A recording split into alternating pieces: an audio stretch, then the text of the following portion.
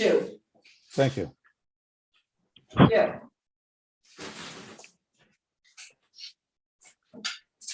All right.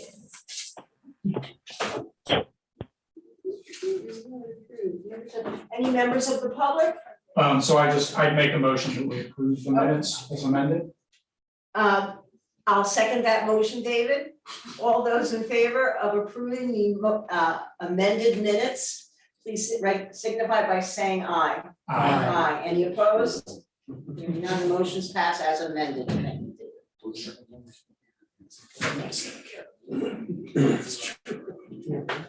Members of the public, are there any? No, town hall activity, and there are no members of the public. Old business, we have moved item 5A to just before the adjournment, so we'll approach that later. We'll move on to discussion of some budget review. We did receive a new appropriation request from the Visiting Nurses Association. It's called.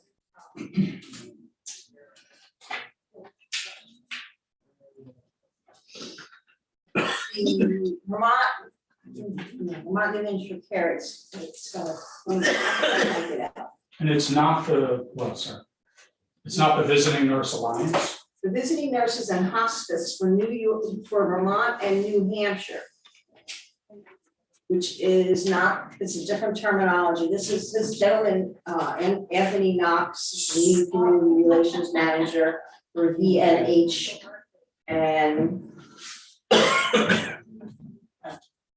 I just gave me their report. I mean, I'm, well, there's a couple things. There's a couple things about that. I mean, if that email is all we got, it doesn't actually ask for any money. That's correct. So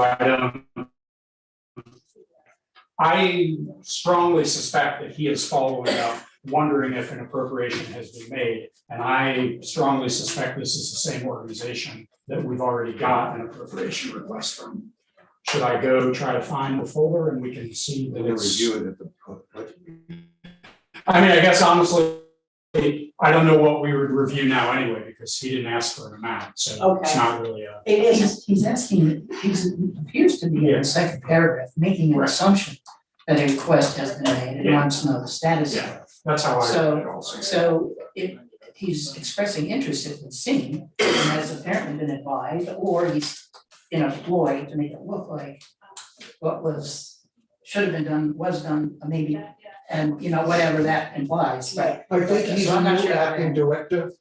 He's a new acting director, and I think he was making sure, because he left a voicemail, which I responded to let him know that we did, in fact, approve the appropriation. He asked me what the appropriation was Okay, last fine. year. Okay. And I VNH said it was is approved. Visiting Nurse and Hospice for Vermont and New Hampshire, and it was a follow-up from his, I understand, you send it as a new appropriation to me, so I was questioning that. Next item, it says 2022-23 budget discussion. As you're aware, in the listers room are the auditors looking over the end of fiscal year 2021's finances, so we don't have anything to discuss as far as the end of the year for budget. I would like to hold, and I put it down for next week, a budget meeting that's just gonna cover the budget. And David, since you helped, you ran the last year, let me ask you, I need some help knowing what I need to get ready. Well, so here's what the form the worksheet that we have been using, Yes.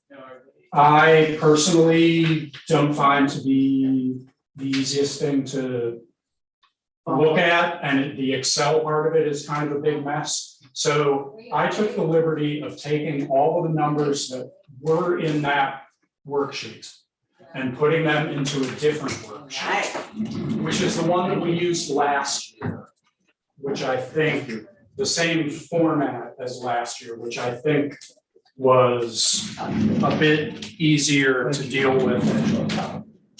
Yeah, this, Not necessarily saying that we need to talk about it tonight, but if we're gonna have a budget meeting, a special budget meeting, which I think makes sense, I think I'm gonna suggest that we not only use this format, but if possible, since the auditors are here, I might even request a bow out and ask them if they think it's possible that we could use this exact same format for the town report. Because one of the things that has been challenging in the past is that we've had to then either I or Samara has had to take all of the numbers we've come up with and plug them into a much more involved and convoluted spreadsheet that then gets used in the town report, but I don't think it really has to be that way. Samara didn't think that it needed to be that way, and I think was hoping that we could transition to something This less is very complicated legible as also. well. Much easier to So- understand. In any event, I've gone through the numbers a few times, and when we go through it in detail, we can compare back and make sure I haven't transcribed any mistakes or anything, but I'm fairly certain that it's accurate to what we've talked about. Mhm. For whatever help this may be, I've gone through some of the other nearby towns, town reports, and there's no standard format whatsoever. exactly. Yeah, I think it really boils down to whether these guys are comfortable with it. So you can ask them tonight, right? Yes. Since they're here. Yeah, I think Thank I you for might doing just, this. I might do Much that easier factor in to now. understand. Yes, Quite an improvement. I agree. All right, no, this looks good because it shows increases for each of the different divisions and or decreases in the allotment of town funds, so, yeah, this looks much easier to read. Yeah, I think it'll be easier for us to work with, to just finalize things, but then also, I don't really know why we can't just have this be Scan pushed in the in. town report as well, because Sure. it's, This is much I cleaner, think it's virtually the same information. yeah, but it's much cleaner. It is, Cleaner. yeah.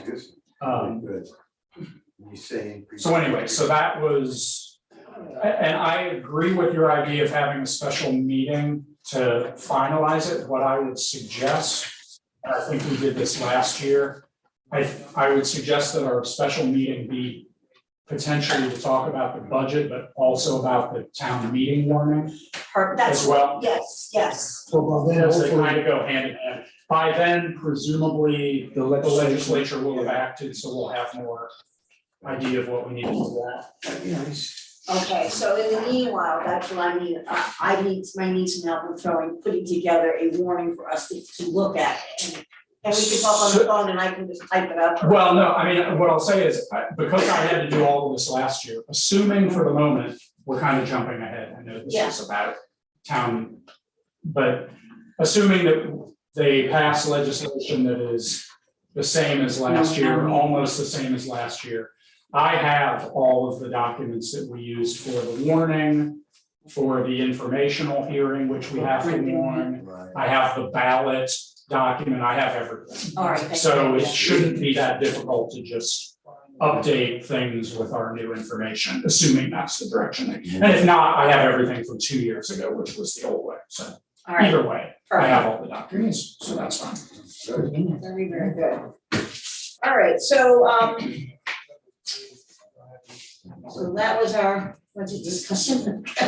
It seems we're moving quickly, but we'll have probably an executive at the end of the night, so pick up some time here. All right, recycling review. Dan Tower, who was present at our last meeting via Zoom, has emailed us each, all of us, with information about the pros and cons for the recycling container at the corner, and his concerns are, would everybody have a copy, everybody have received the same email? Yes. I read it. I know Yeah. that. Some research that we.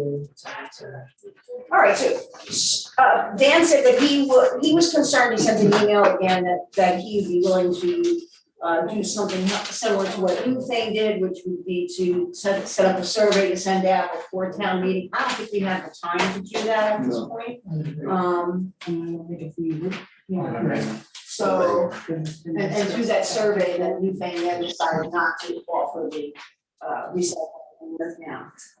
But that wasn't the way we went. Excuse me, there appears to be some sidebar going on that's confusing the sound. Oh, the room in the back. Back.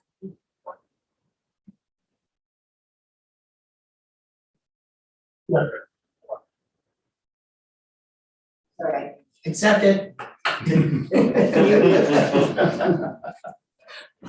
Okay, so, what are we, all right, so maybe we should talk about, I can give you a real Yeah. fast update on the Athens. sure, Athens has a roadside pickup. They pick up one week for trash, the next week is for recycle. It's done by Decamp Trucking out of Claremont. They get trash, they sell trash bags, $3.50 each or 10 for $35. It is a budget line item. They budget a line item for $44,000. And that's pretty much it. It is voted as a budget line item.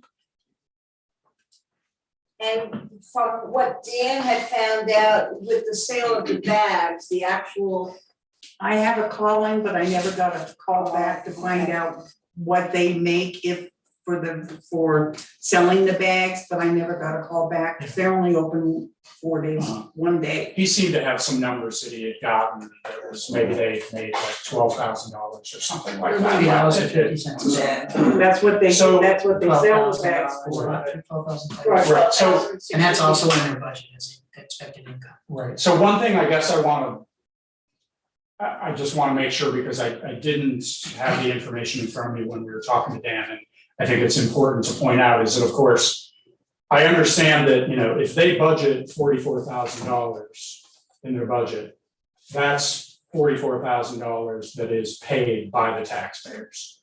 The $3.50 a bag is also money that is paid by the taxpayers. Yes. So it doesn't really work to say that that's money that comes out of it, because it is also paid for by your taxpayers. Right. It is paid for, presumably the people who use the service most pay the most amount of money. But I guess I'd argue that's also the situation we have right now, when people pay however much they choose to pay to deal with their trash. So the numbers would need a lot more massaging. digging to. It's still an awful lot more money than what we are currently Paying for Hey. recycling. budgeting And or being voted and we're for committed and to. committing to. Now, I don't disagree with Dan that potentially at the end of it, the net service to the community could be better, all things considered, than what is currently being offered. But there's all kinds of questions that would have to be asked about whether a vendor what we would have to pay in our town, who we would go through. Yeah, there's, like Dan said, there's a lot of investigation that would be needed. And clearly, it's not something that can be figured out prior to this town meeting, but, maybe. If there was an interest to In the pursue future, that, yeah. if this went down or if the vote went down or got approved, Yeah. it might be something for next year, but start a little earlier to I did some quick math and the overall cost is we're about half of what they pay. Taking into consideration the $3.50 for the trash bags, the $44,000, their tax rate, if you took my house and multiplied their tax rate versus Brookline's, my tax would be $1,975 more. Their tax rate is relatively high. They have a highway budget of, they have highway personnel of $156,000 just for benefits and 2 people, so they have a problem. The downside, and this is the interesting thing, the town clerk and town treasurer almost get nothing. They get $3,000 for the town clerk, she's open one day for 4 hours a week. And the treasurer gets, I think, $1,000. So, you know, they're using the highway fund to, you know, and the recycling funds are on the back of the town clerk and the treasurer. I mean, but that's maybe the way they do it. But the bottom line, their tax rate is 57 cents per $100, or $57,000, $1,000 more than ours. So there's something to consider there. All right, well, I will talk to Dan about. Sam wanted it, I think, maybe. Oh, yes, sir. In conjunction with Guy, I looked at it as an additive process for Athens, 37,452 plus 1267, so you're up over $51,000. And I just said, okay, that's what they're doing, and I kind of know what we're doing. What is Jamaica doing? And Jamaica spends $99,452, and they collect fees on top of that of $51,986. So it's up over 100,000 if you look at it in terms of an additive process. And they have a Jamaica does have a transfer transfer station. station. They have someone who's paid full-time, 27,000, to not allow the things that Dan is worried about, and we ourselves are worried about as well. Over the years, talked about this, people leaving stuff, people that are non-residents putting stuff in, whatever. So I look at that as an extreme.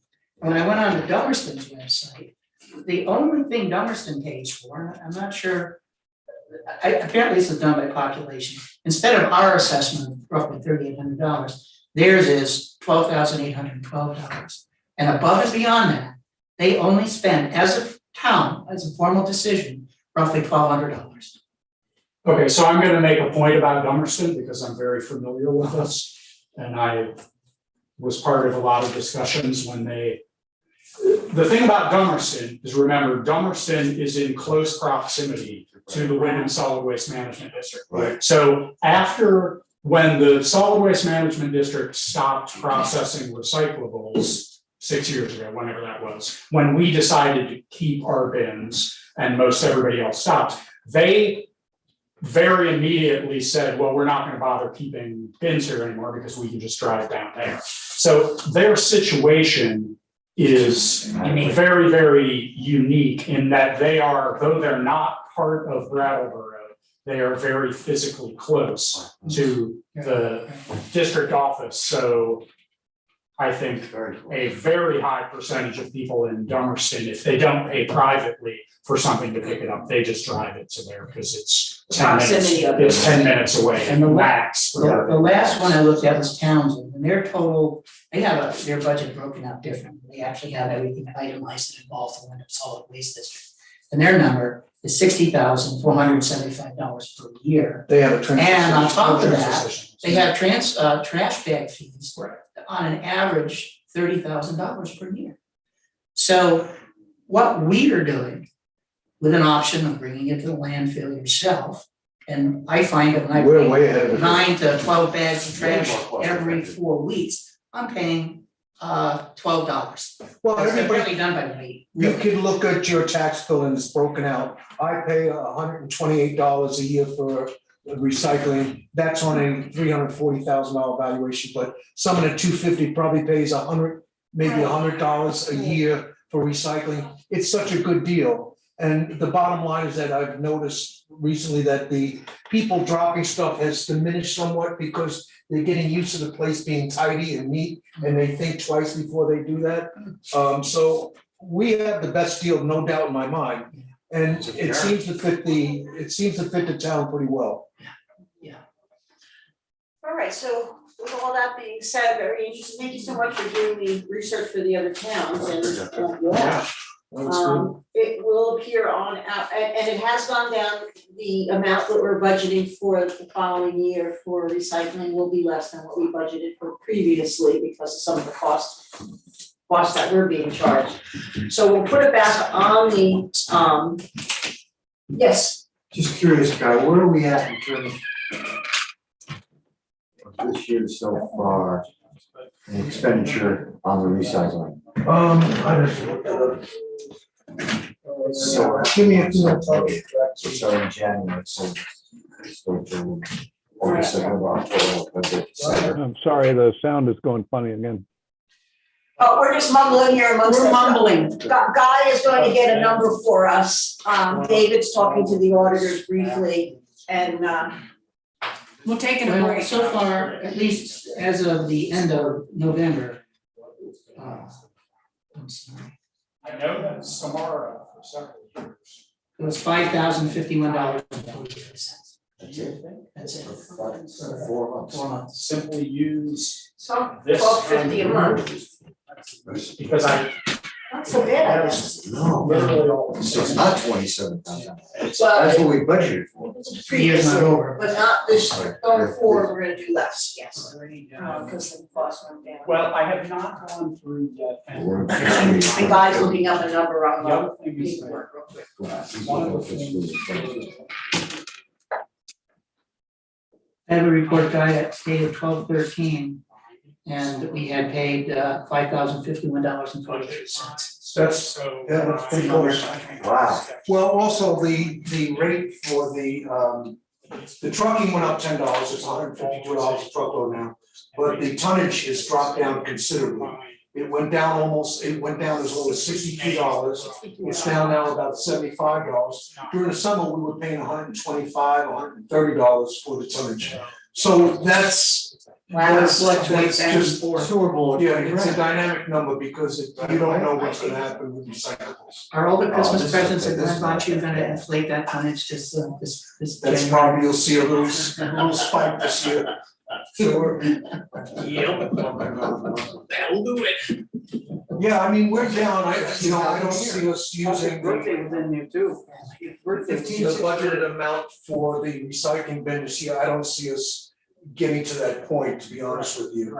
But I would say $25,000 is a good, honest figure to keep, and it's still a good deal if things stay pretty much the same. It's for highballing it, that one, seriously highballing. And anybody who has any doubts about it can look on their tax bill, because the recycling Was put in there figure separate, is a yes. separate item on the, if you look on the municipal side of your tax bill, you'll see everything right there, and it'll show the recycling. How much you What pay, it how is. much is set up for you. Uh-huh. All right, well, I will talk to Dan and tell him, or he does read our minutes, but, Can I just say one more thing? I'm sorry, I was out of the room. I don't know if Certainly, yes. Somebody said this, but I think I understood Dan's point about how Newfane had done the survey. I mean, I think essentially at this point, and especially because last year was an Australian ballot, this year will likely be an Australian ballot again. The person's vote as to whether they want to spend the money on this or need a not survey, is essentially the survey of whether you want to continue the service or you don't. right. So I'm not sure that it makes, if that was all we were gonna ask, I don't think it makes sense to do a survey to send to people. I agree. That's what their vote on at town meeting or the ballot is going to be. And there's the information to be asked, any questions you want about it. $7,409 so far for recycling this At year, 5 months. at the end of December. We're well under 20 grand. So that was That's good. great. Well, It's obviously better than the other towns around us. it's a good deal, but it is what it is. Yeah. Okay, well, very good, yeah, thank you for looking at the Jamaica and the Jefferson. Yeah, thanks for looking. Yes, it was a great, You don't know where you stand until you see what everyone else Thanks is. for all of It's just- and I will add that this year, Darlene Wyman, who's the town clerk in Athens, is retiring. So With no money. Okay, we'll move down to town meeting. Okay, town meeting, town moderator search, as I had mentioned that David Parker has retired from being town moderator after 17 years. He did, however, send me another email apologizing for not adding to his retirement notice that he would be willing to work with, meet with, and help anybody who was interested in being put up for election for that position. And so he didn't want that to go someone Unnoticed. unnoticed, yeah, so, and I did get an email from Gary Labordna with a suggestion about checking with Mr. Baloo if he would like to be interested in John? being a moderator as well. John, really? That's what Gary Labordna suggested, he might be someone to ask, Well, that's, yeah. so, You might be very good. in the same vein of looking for a town moderator, we have we have many positions that need to be elected positions that need to be filled. From town clerk to select board positions, planners, listers, treasurers, and such. And I noticed in Front Porch Forum that they have placed a notice that these positions in Newfane are available for voting, and if people are Come interested, get the please. form, blah, blah, blah. Right, we don't have to do the form, we don't have to, they don't have to get 15 Yeah, No, we do, We we do have to will. do a form, they don't, If we have an Australian ballot, we will. they'll have to do, if we have Australian ballot, assuming that the legislation that they passed Yeah. is the same as last year. Yeah. People will still have to sign Sign that a little- form that they want to be up for that nomination. They don't have to have they won't have to have 15% or whatever. 15%, Yeah. whatever the percentage was, they won't have to have signatures. Just a on stamp. something. Just saying they're willing to do that position, Yeah, like we that's- did last year. right. We all had to Right. sign that little form saying that Right. we were. The thing is, don't confuse things that Newfane says about their process for their elected town officials, because their elected town officials have always been by Australian ballot. So so that process, a permanent Australian ballot process, you do have to get signatures from Right. 15%, blah, blah, blah, all that stuff. Again, assuming that the legislation that they passed this year is like the temporary legislation they passed last year, they waived the signature requirements for towns that were only temporarily voting to become Australian ballot, like we did last year and would presumably do this year. But you still did have to come in and sign something. Yes, I don't remember doing that myself, but I must have been, Well, you aren't up for reelection, wasn't up for reelection, no. but anyone who was up for reelection, like myself, I had to fill one out. The treasurer had to, whatever, who's ever up for reelection. If you are already elected and serving a term, you just fulfill your term Yeah, right. obligation. Yeah. Like, you should wear your life around. Well, I suppose what I'm getting back to, Yes, sorry. going back to this, is that we should really let the community know that there are Yep. gaps in our municipal Yep. Function. Well, positions that, or will be open for, I guess what I'd say is they're not only, I mean, last year, we sent out an email and I think posted on Front Porch Forum, Yes, we Shelby did it, of all the positions that were going to be, that's what I'm. right, whether people are, all of the open positions need to be publicized. Right, and that's what I was gonna ask this way, if you would consider putting together a list like Shelby did last year that says Brookline has these positions that will be voted on or open for the coming year, which would be our listers, our 1 year, 2 year, or 3 year select board positions. We have to have a discussion about that also. Planners and so on and so forth. You're looking, what's the matter? You look very worried. I am. It's easy, Gwen, but the bottom line is, I think, Just look up- until I'm almost sure that this Thursday or Friday, the legislation will act immediately on a bill for the town clerk's sanity, so that they can determine whether we're gonna have to be forced to do the Australian or do the in-person.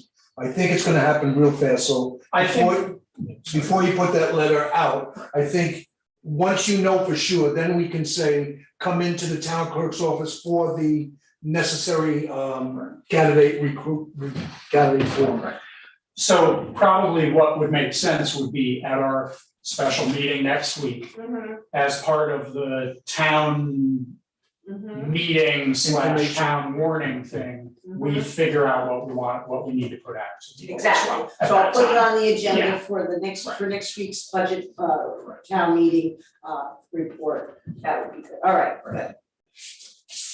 All right, town moderators, and so discussing the Australian ballot requirements and so on and so forth, we did get, the Vermont League of Cities and Towns has on their website, and I read through the descriptions of, for example, Act 60 from 2021 and what they did, so they are working from their past history and David, you have the paperwork. Right, I mean, we have we have everything we did last year, which I have read a couple things that imply that they're going to change the legislation slightly. But I think that's really just to avoid any, apparently there were a couple of towns that misunderstood the legislation and thought it allowed their select boards to permanently change their town meeting to Australian ballot, which it totally didn't do, but somehow some people interpreted it that way. Okay. And apparently even some town attorneys interpreted it that way.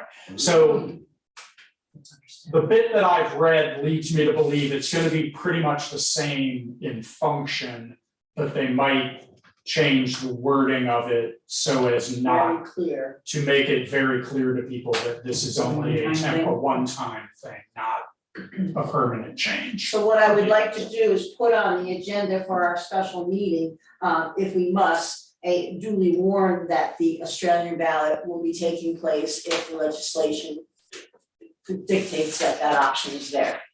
Yeah, I mean, I think what I would suggest is probably going to be the case would be that our meeting on the 19th, that we're gonna have multiple agenda items related to this. The first one is going to be, I mean, assuming that all of this happens and that the first one is going to be us voting on whether we wanna have Australian ballots. Well, I was gonna say we do that next And week, then- all right. Well, we could do it next week, but I think it might be better for us to do it as part of a normal, regular meeting. Okay, I could be wrong, but I. Because looking at stuff that it would be I- hard for us to publicize an agenda for something that we don't yet know whether. There may be particulars about it that we need to discuss. okay, Before we formalize the warning of it, so I'm just not sure that that's fine, I understand what likely you're to saying be now, well done by next week, but so the 19th. the 19th, we have to do it. Okay, so I did see that, I had notes that we have to do this, Sorry. this and this, Stan, you were that makes sense, talked Stan? over you. No, I'm sorry, I interrupted at the wrong time. I believe that I'm looking at some materials yesterday after the VLCT seminar, that it indicated that such a change would need to occur at a regular meeting. I seem to At a regular recall meeting. At a regular meeting. Could be. And a duly I warned may be meeting. wrong, but that's what I thought. Yeah, it's a duly warned meeting, Well, which could be any, but that. Right, but I think for lots of reasons, it would be better for us to do it on the 19th. I mean, we'll prepare what I'll say is, of course, we will have to prepare Yeah. our warning in advance, because the next thing we'll discuss after we vote to have town meeting by Australian ballot is we'll have to vote to approve the warning, which will have to be structured in a particular way that is different than it would be structured if we were at in a town meeting, or a physical town meeting, All but right, other than that, there's no reason they can't happen at the same meeting. perfect. Okay. Learn a lot, good. New business, move on here, members of the Brookline Meeting House Committee, yes, I sir. have to ask you a question. The appropriation that we had, no, not the appropriation. the- Speak louder, please. No, can I just do this one with Doc? Or is that to be, Well, it's a public meeting. It's a public meeting, yeah, you got a phone. never mind, I'll worry about it later. Okay. where am I? All right, under new business, the members of the Brookline Meeting House Committee would like the select board to review and approve the request for proposal for a scope of work that needs to be done at the historic church.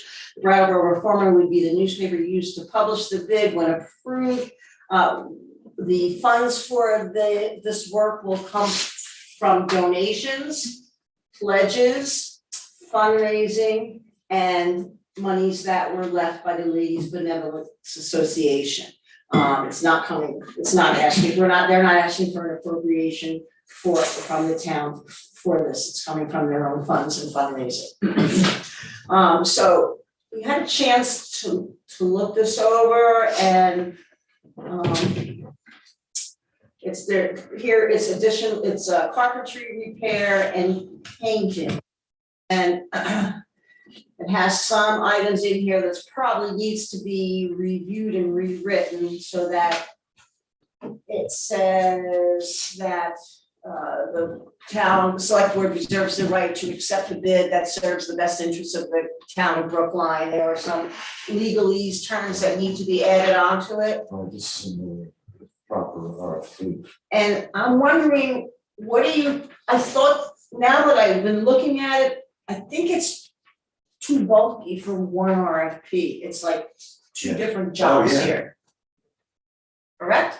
It's the carpentry work Well, and the painting work. okay. But isn't the lift needed for both of these things? Yes, So it's, yes, very observant. I mean,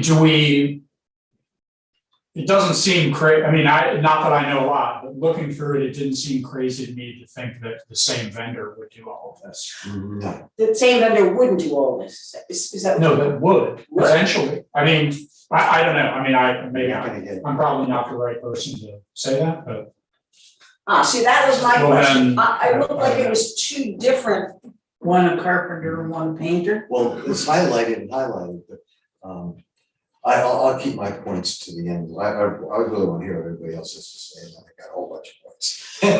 well, there was also a question that we talked about earlier this year about the bats again. And whether we take a look at the sequence that these jobs should be done in. The removal of the bats is important, so that's sort of like a third job.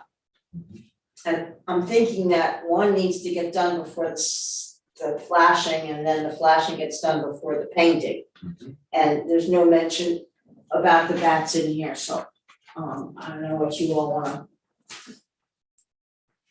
We can table this. Well, I guess, and wasn't there also, so the power wash, No, we said I mean, I saw an email from Carrie saying. I wrote back to shouldn't him be. about the power wash, and I'm like, No, that should, no, what usually happens in this case, well, it has nothing to do with I was flashing. I'm confused.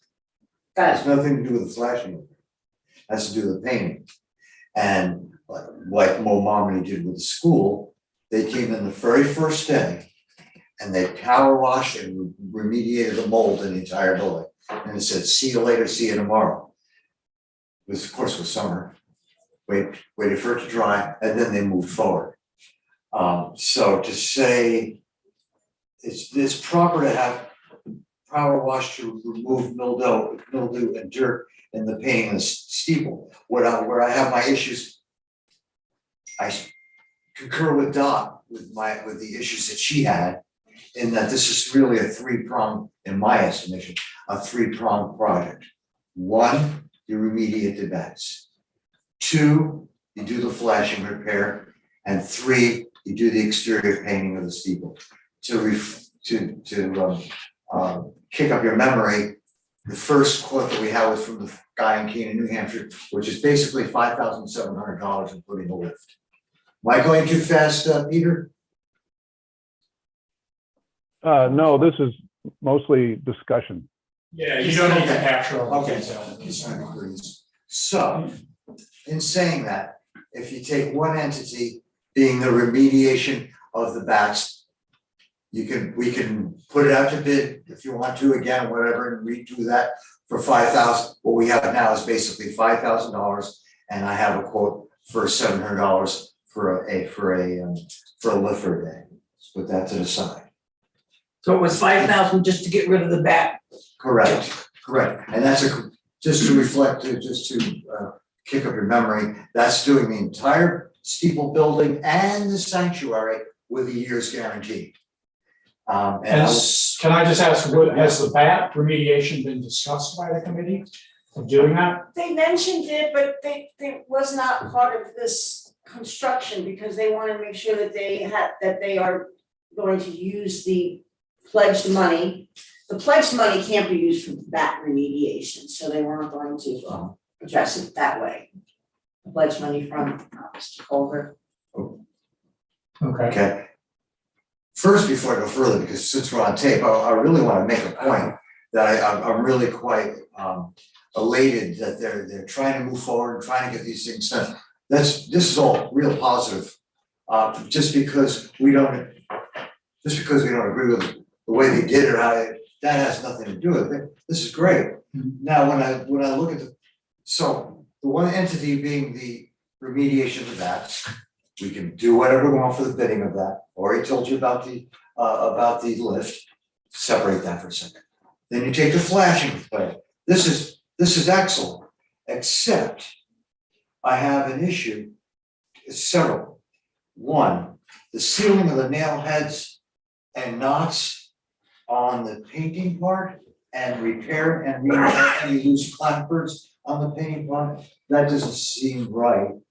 And both the flashing and the exterior painting are gonna need lifts. In saying that, I think it would be appropriate not to include the lift in the bid. And which is what we did with the church, or excuse me, with the school. And find out and we get our own lift. And there's a whole different discussion about that, which I've already done a lot of research about with 3 different people. So it's no really reason to get into that. What we're trying to decide now is to redo the RFPs so that we can put them out soon. And get some responses before the year starts, which is all good, everything's good. One thing I'll note, I can only speak for one vendor, probably, I'm not even sure of this, the person that did the painting for the school. He says he'll do it, he'll have it done by the end of the year. We don't have to worry about that. But the other issues, and I don't think we'll have a problem with the man from Canaan, New Hampshire. I think he'll come in, set it up whenever in the spring, and get that all straightened out. The flashing, obviously, any little carpentry work, I would suggest that to be completed on or before October 15th. I don't particularly think that's such a great idea for the flashing. Go ahead, Doc. I'll have to say that I put in the date because I said, we have to have more information for people, we have to have it Okay, be completed by a completion by date. So I think we need to. I don't mind sitting down and working with it because I'm on the committee, I don't know if you or another person on the select board wants to sit down, but it has to be rewritten with some Yes. certain phraseology about the town has the right to accept or reject bids based upon we have that. all that. And that has to be completed by, and a certificate of insurance. Yeah. And all that information needs to be put into the bid, and when the bid has to be handed back to us, and when it's gonna be opened and reviewed, so Stan? I am feeling a lot like yourself in that it does appear to be 2 distinct contractors. Mhm. And the term flashing repair, I was up in that field with Chuck Patterson some years ago. And we replaced the stairs that went to the bell tower, the bell area, because what was there was very inferior. And I think Gary LaGuardia cut the wood and did a super job. Yeah. And one of the things that Chuck and I did is the spacing between the clapboards is inappropriate. They don't overlap in many areas. We ended up filling those spaces with spray foam because they don't overlap.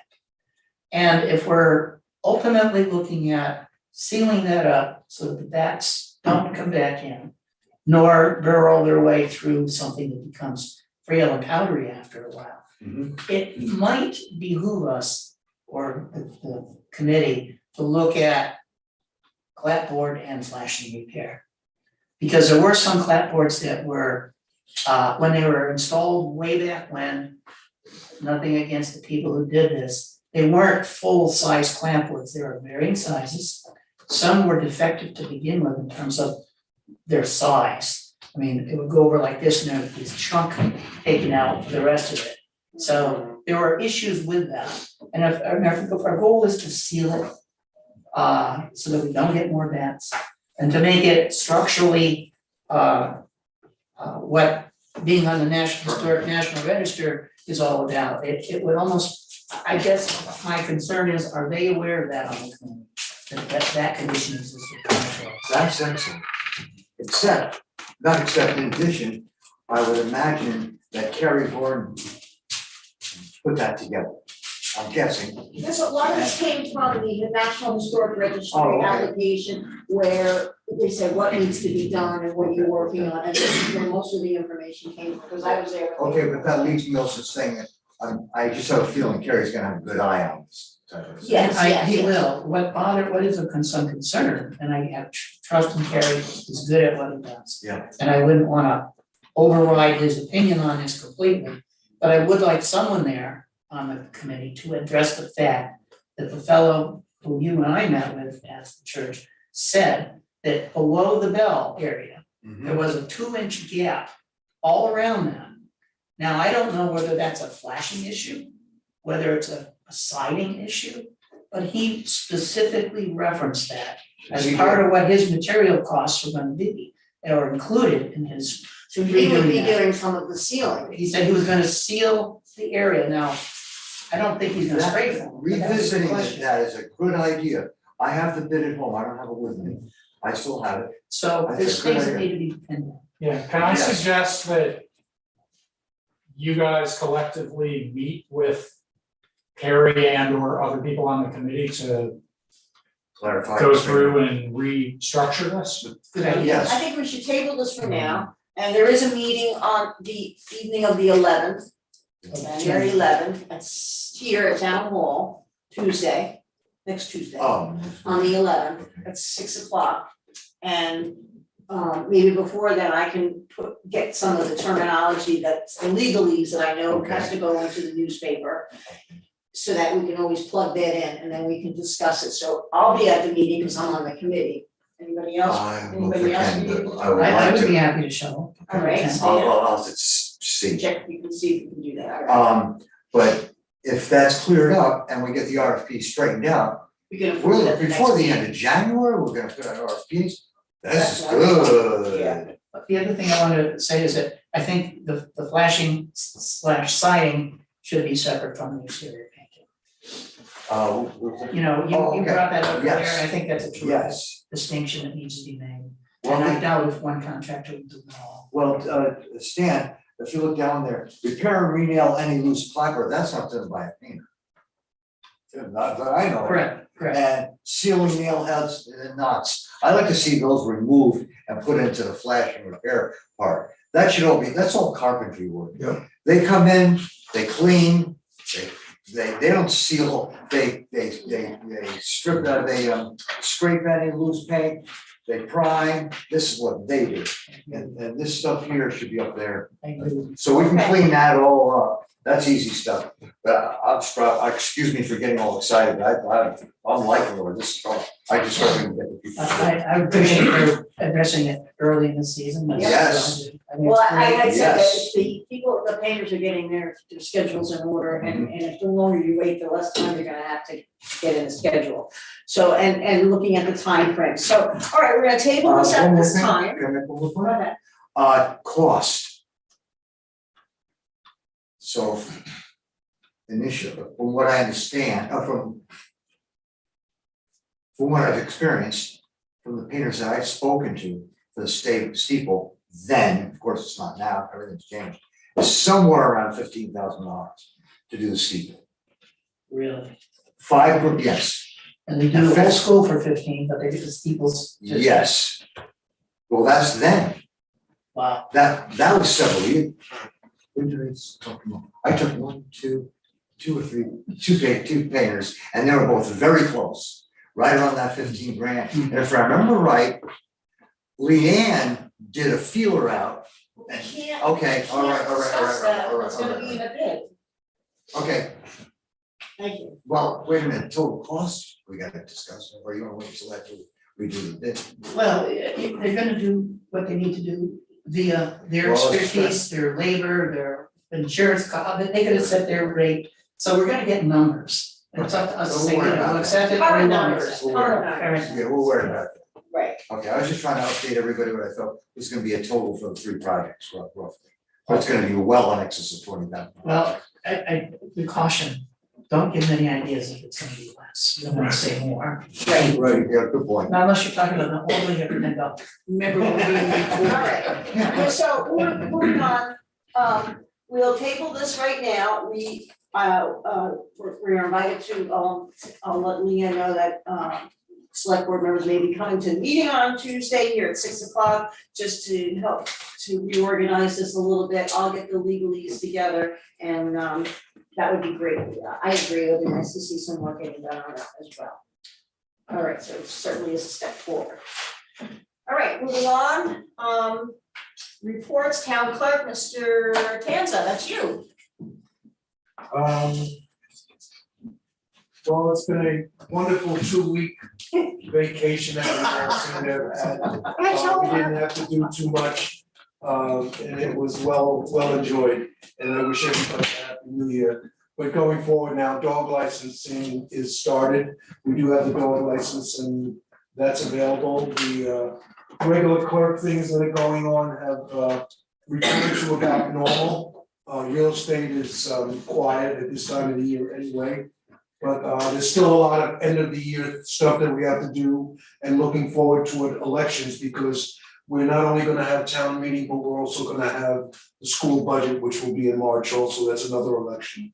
So it's gonna be a busy time in the office. I'm not sure what our role will be, whether we have to mail out absentee ballots or wait for people to ask for absentee ballots. But other than that, everything's good. Gwen's doing the books and that's a slow pain in the neck thing, but it's a lot less expensive than having an outside vendor come in and do it, which we will at some point have to do.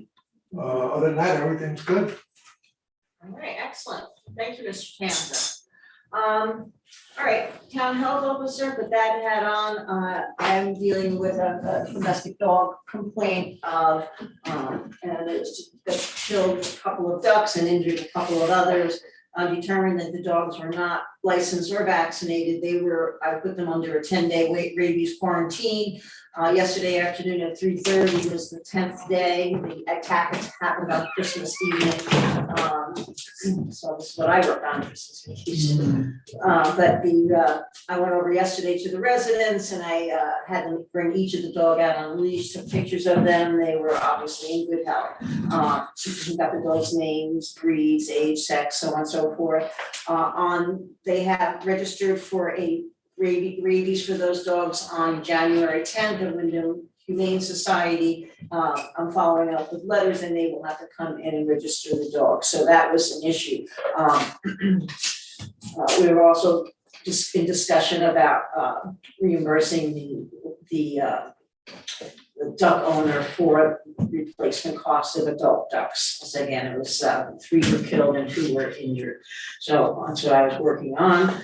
There was also a call before Christmas about 2 cats on a resident's property. The resident would like to keep the cats.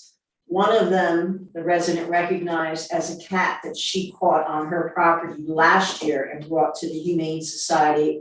Turns out it is microchipped and owned by a resident that I have contacted.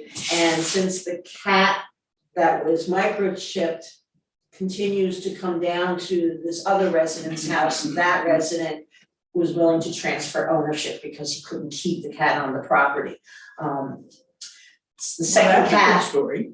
yeah, the second cat was an intact male and was not, and I said, you can keep that cat because it's not come from the shelter, we don't have an owner on it.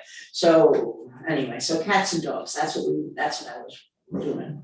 All right, So that's those two hats. All right, number 3 on my list, current contract for Brookline's road materials on file. I asked Judy for copies of the contracts for highway maintenance and such, because we're doing stuff with FEMA, and I just started to look through and get more familiar with things, and I got the copy of the plowing and the salting and so on and so forth. In the past, there was this nicely designed contract.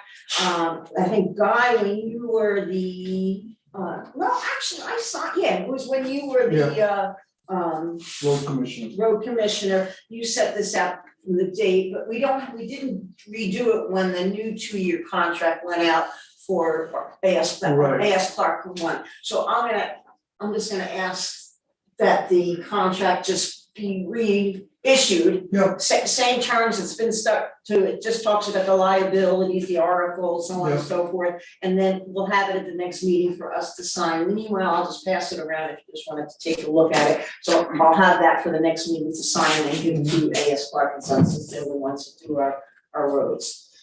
Okay, yeah, at the end. All right, number 4, request for 3, okay, I did receive and I shared with you all the returned email dated December 20th from Susan Kortomosh that she, yes, is indeed interested in doing a 3-year lease for the Sunny Lane daycare. And, Little peanuts. I'm sorry? You said something like that. Susie's Little Peanuts, sorry, yes. So, she has some concerns in that, and we'll be addressing them as we go along, but, part of our executive session will be to get that lease, and I'll get it to her this month, so she can return it to us, and she needs to negotiate anything, she can come to a select board meeting, and we can do that as well. So that's moving on. The last thing on my list, we've been discussing, we've talked about a $200,000 municipal bond that was taken out 11 years ago to do the bridge by Putney Mountain and Grassy Brook Road. And then the town got a grant, and the municipal bond, which was sold, didn't have to be used. So we end up paying $10,000 a year plus interest, and we paid back 11 years of it. The money, so we have about $90,000 left in the account. It can only be used for bridges and culverts. Now, I know we felt the pinch with all the extra work that had to be done for the storm, storm 4621 that occurred in July of this year. And so, in order to make sure that we have, but we don't expect to get FEMA reimbursement till May, maybe June. But we've spent 80-something thousand, 90-something thousand, maybe more already on FEMA work. So I would like to ask our treasury, with the select board's permission, to look at the accounting that would have to be done, so that if we're getting tight, that we could transfer some of the liability or debt that we accumulated because of the storm to fix the culverts, say on Putney Mountain, the 31 culverts on Putney Mountain Road and the one down here, that could be billed against this, and then when the FEMA money comes in, reimburse it. So I just wanted to guide you as an assistant treasurer. Okay, you think this is feasible? right now, we've spent $69,000 more than we've taken in for this fiscal year. We do have the $90,000, and we have $8,000 in a restricted fund, and we had a balance from last year. We have two more tax payments due. That should generate about $93,000 for the town side. So I think we're in relatively good shape, because as you remember at the FEMA meeting, I asked the FEMA representative if he thought we would have this money by the end of the fiscal year, which is June 30. And he said absolutely. So I would take that as a 99% thing, because it's always that one thing. It's the federal government though. Right. I just want to say that. So basically, when it's all said and done, I think we're gonna be close to $140,000. Of that, we're responsible for 75% will be reimbursed, plus another 12%. So I'm thinking the town will be on the hook for about $20,000, which is palatable, because we do have those funds in there with our $39,000 set aside for outside vendors and so forth. So that's good. As far as the other stuff, the paving and so forth, with the $93,000 that we will generate in the next two collections, if everyone pays, and pretty much everyone does, we should be okay. The only thing I wanna warn about is that we have to use that money, that $90,000 must be used for culverts and bridges only. But like I say, robbing Peter to pay Paul, or working around things, as long as at the end of the fiscal year, we still have that $90,000 You pay it back, Right, we're okay. exactly. So if we have the need, it may come up again later Yeah. on. Totally, and I think that, I mean, to your point, the reality is we have used significant amount of money Yes. to repair culverts. That's true. So there, I don't see any reason why we couldn't If we have to. justifiably be using that money Right. if we need to. Right. We didn't use it. I didn't Well- want to skimp on, like, say, I gave Mark permission to go out and buy more gravel for the roads because we're having a mud season again. And so I didn't want not to be able to have our current residents not have the road, their dirt roads maintained yeah. to the standard that they want because we were short on money. But if we need to, that's where we're gonna have to do, as long as we, Exactly. accountability is all Right, legit. so basically in our budget that we have set for 2021, we have money for culverts, which now you can take some of that money that we get from FEMA and apply it toward those culverts. The culverts weren't destroyed. They were the surrounding areas were inundated and so forth. So we can replace those culverts with the money that we have from FEMA.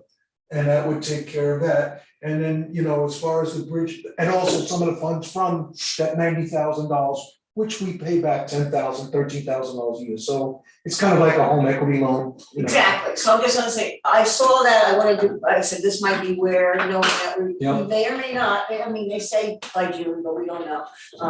If we get the money back or not, but realize that during next summer, we will be continuing with the repairs. We have 18 months from January 11th to finish all of the repairs from that Right. storm. And so we'll be going into the next fiscal year still owing money, but if we're going to rent an excavator, which we'll talk about shortly, FEMA will pay 100% of it. So that's good, if we're using it to do FEMA repairs, they will cover that expense. So we may have to make sure we have enough money. I don't want to, I just I don't think, have a handle on like, this is what we got, and every month, I worry about that, so I well, don't, I look at the numbers on a regular basis and because I do too, but sometimes. the bottom line is that I think we're okay. Okay, But we still have to be careful, because we have money that we have to have for the salt shed. We have money for some other grants that we have to match. So it's not all as easy as it looks, Yeah. but at this point, we're okay. okay, very good. All right, with that, I will move on to building commissioner report, Bruce Mello. Time's up. Good night. There's something important. First off, just one thing, I came into the town office today I had noticed last week that two traps were sprung, but no mice. So anyway, I decided to come back later on, which I did today, and visit all the mice traps, rebait them.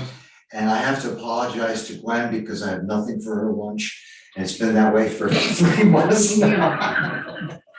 We've had no mice at all, zero, for about 3 months now, I think. I've lost track actually. And the corner over here, which I was really looking to see if we had nothing.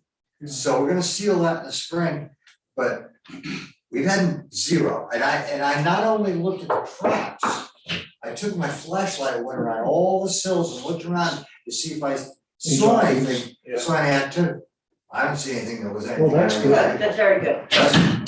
I did see a couple of mouse poops underneath the register in the bathroom. You did? Yeah. Well, it's all been reset and rebaited, so we'll see if I can change my attitude towards it when I get up for lunch. I have looked at WW or had seen that particular foam for roads, and they're out of it, and they haven't ordered it, or it hasn't come in the last 2 months. I saw it at Perkins over in West Chesterfield, and I looked there twice over the last 60 days, and they had not reordered it. So when I next go to King Home Depot, I'll pick up a can, because I was just gonna buy it and do it, you know, but outside, if you don't object. I don't care. Okay, move on. I've been waiting on Coda to come back in to do with me a complete analysis of the system, because I think I communicated to you all last time that things are not going well. Just because of the way the system was designed, and I have been involved in this for 7 years now. I realized at a certain point, and I said last time, that I don't feel like I was finding to take control of the entire situation. I was letting people come in and fix it, okay, we're good, see you later. Whereas there was the whole system just doesn't function right. Okay, in saying that, I've been waiting on Hiram Knapp, who's a guy that has been doing it for 30 years from Coda to come and to call me and meet with me. And he called yesterday afternoon at 3:30. So great, I was gonna hold off because I couldn't reach Mark because I wanted him involved, but that didn't really work out. I'll talk to you later about that. And so what we did is we met at 4 o'clock, and just before that, I had gone in and went into the office to talk to Stephanie for a minute, tell her what we were doing, and they had an overflow of the toilet. And their response, their thing was, oh, the drain must not be right. So, okay, well, I didn't say anything to it. Then Hiram Knapp was just about coming in at that point. Make it real quick. Stephanie had emailed me at 2:47 yesterday afternoon. By 3:43, she had called Harry Bovak to come in and try to straighten the situation out. Whatever. I never knew anything about it until I came in there at 4 o'clock. And Mrs. Bovak, I don't know her name, works there and shut the valve off. But basically, what appears to have occurred was, again, a stuffing down the toilet again with stuff. And Hiram Knapp and I looked at it, because we're downstairs anyway, looked at the drainage. They were implying that the drainage wasn't right. The drainage had been rechecked about 3 years ago by Scott Bovak. We had to rehang some. Yeah, I remember that. We had some issues with it, so that was all re-inspected. So on that assumption, I didn't call up and ask her and all that. I emailed Stephanie back yesterday, this morning, and told her it's gotta be a clog. It can't be an overflow of the closet, the water closet, because you have that overflow.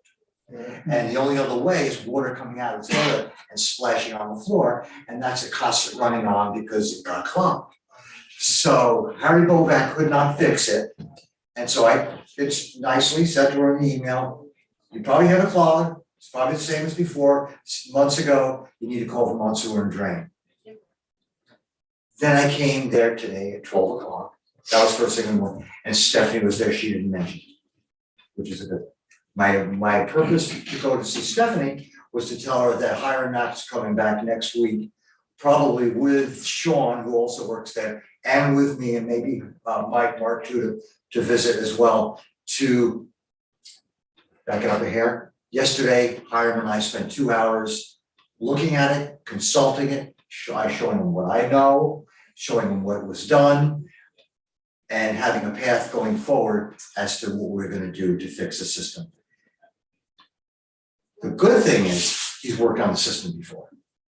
Back in the days of Brookline Elementary School, he had, if you probably didn't see this, he had tagged everything in the place. What was the return line? What was the supply line? The booklet that's next to the boilers, he made up. We had long discussions about understanding all of that and the maintenance. Don't have to get into a blow by blow. After a meeting, if anybody's got any specific questions, I'm sure I'll be able to answer. But he did say several things which I thought were pretty poignant. The first thing was, he felt that the system, the air exchanger system that's below the old building was in those days state of the art. It was just really done well. That's good. But the other side's a mess. When they did the addition, the way it was done, there's a lot of dead-headed pipes causing banging. There's a lot of issues to try to figure out how you're gonna get the banging out of it, because a lot of the pipes are in the walls and floors. he has ideas on how to rectify that. Before all this started, I had made copies of all the guys always said, give me the Reader's Digest version. Pete Noble gave me the encyclopedia version. I copied it all, highlighted a bunch of stuff and gave the whole thing for him to read. It's great, I'm gonna go home and read it and try to analyze how we can fix this system, because there are registers that are disconnected. There are pipes that are still banging. We've had leak issues, we've had zone valve issues, we've had thermostat issues, and we're in the process of trying to straighten all of that out. So he's coming up with a plan and trying to understand what's working and what isn't working, and he's also analyzing the two Grundfos pumps that are next to that are both the boilers, one doing the old building, one doing the new building, to see if that could be adjusted. There's things that he feels that he can do to rectify those issues on the new building, that other than ripping out pipes and putting in zone valves and doing relief valves and all other stuff, which is not feasible because of, you can't get to them. So this analysis is underway. He's analyzing it on his own time, and then he's gonna come in and meet with me. So that we're gonna have a constant communication between the two of us going forward as to how the work's gonna progress. Okay, just 1 second now, maybe, well, I might have a few questions. Let's go to the entire system, bang, and fix it. Just a minute, bear with me for a second. I think it was huge, I think we're gonna find out it was huge that Pete Noble did a yeoman's job, but the system needs to be changed on that side. It's not right, it's never been right. That's the end of that. Then, two things. He was really critical about a lot of the work that had been done on that side. But he also said, and he knew this from before, but was stopped working on the system years ago, and he remembered it. The chimney, the one that the gas goes out of, was put in upside down. Oh yeah, he showed me the arrow. They did it. The arrow, he showed it to me. It's a metal chimney. It's a metal Metal chimney. flue comes out the building over on the north side. And it can cause issues with moisture coming down the outside, but since it hasn't over the course of the last, let me see, the last time it was Brookline Elementary School, I wanna think was 2008-ish. So he was here before then, and he remembered it from then, and he walked me right over to the chimney, he said, see that little arrow? It's going in the wrong direction.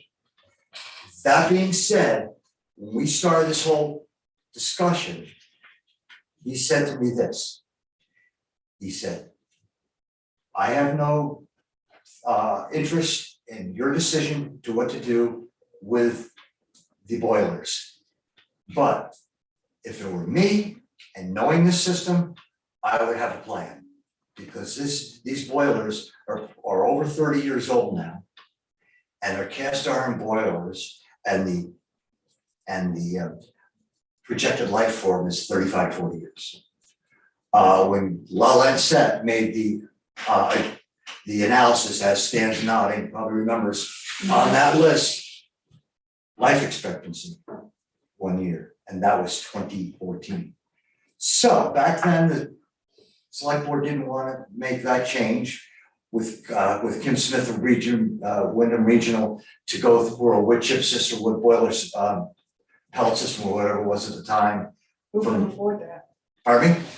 Who can afford that? It's $300,000. Well, no, it wasn't anything like that. Anyway, so now we're 7 years advanced, and that boiler is in excess of 30 years old. It's something we have to have discussion down the road. Okay, it doesn't have to be now. And right now it's working. There is no leaks, which is a good thing. Everything's functioning from that standpoint, from the boiler standpoint. It's just a matter of getting the HVAC system straightened out and like I told him, I want it humming like Benny. That's my cat. I want it humming. I'm sick of this. I'm sick of hearing complaints about banging noises. I'm sick of running over here because of leaks and zone vents and thermostats. we're gonna go over this thing one by one, room by room, zone valve by zone valve, thermostat by thermostat, and get it right. Because this has been going on for 7 years with me. This has nothing to do with Pat Mason, what he went through prior to that. He was going crazy too.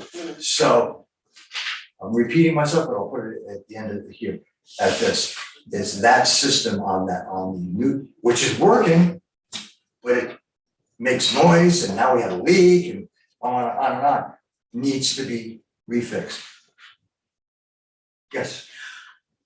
If it's okay with the select board, I have some time in the next week or so, I'll contact Katie Buckley and talk to her about some ARPA finances that can be used for a backup system or for replacing anything. See if this is a project that might just get a nod, yes or no, it's something that we can consider. We have ARPA money that has to be dedicated. For a building that currently houses a childcare Definitely. business, Right. which is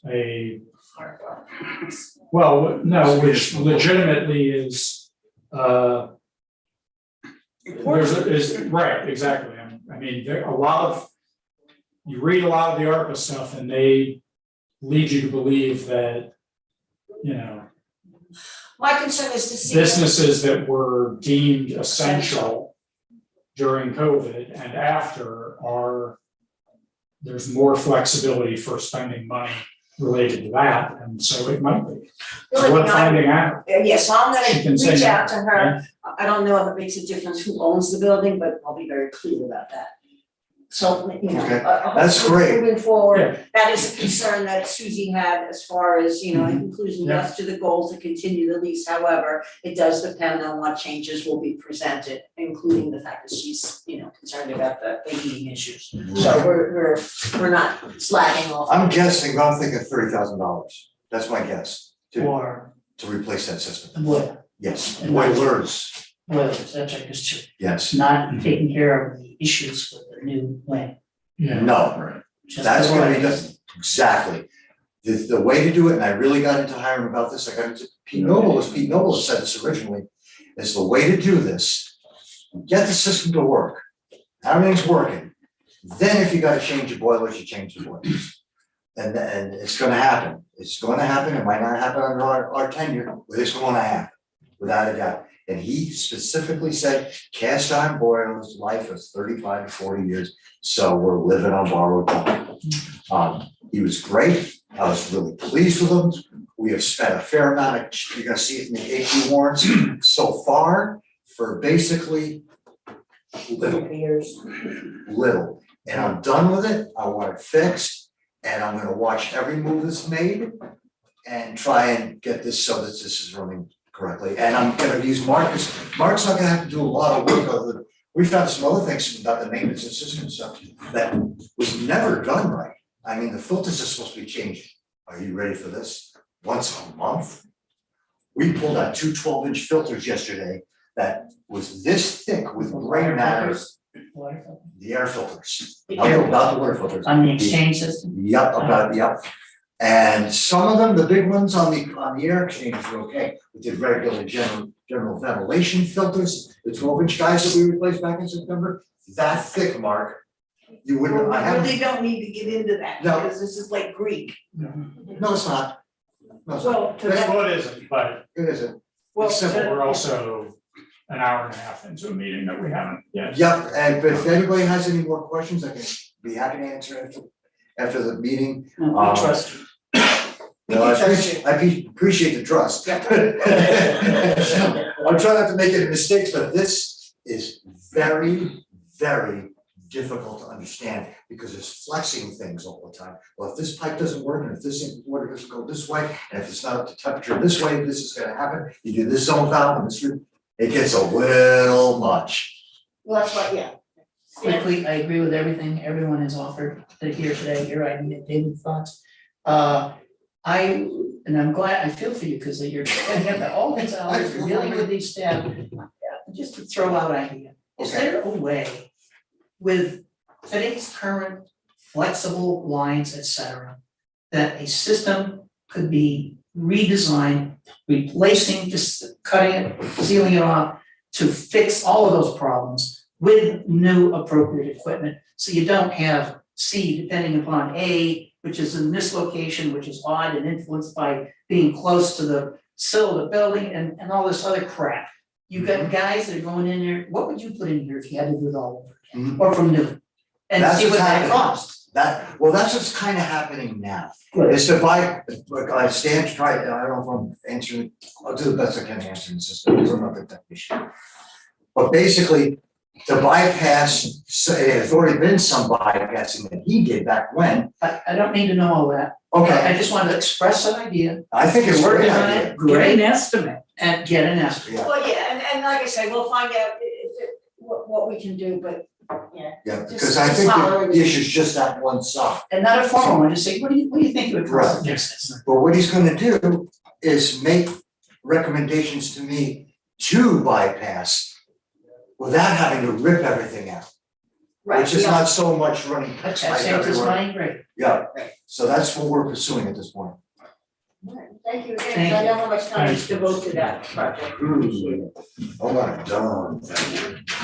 Anyone selectmen would like to share anything that they've done? Now, Stan, you were able to sit in on the webinar yesterday, we were working here with the FEMA guy, so it was good? Yeah, it was very, very helpful, and it looks like Friday is gonna be the day we're gonna make the legislature's gonna devote time to doing this.